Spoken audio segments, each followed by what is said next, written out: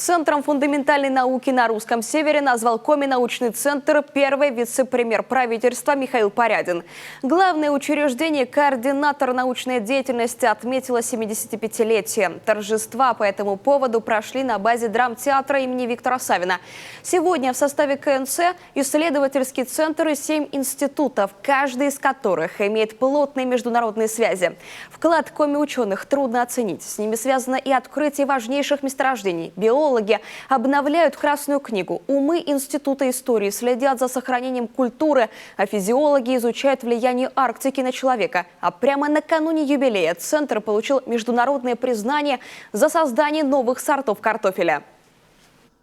Ученые внесли весомый вклад в развитие республики, в формирование и реализацию плана размещения производительных сил, в развитие топливо-энергетического комплекса, в освоении минеральных ресурсов, в исследовании процессов адаптации человека к условиям Севера.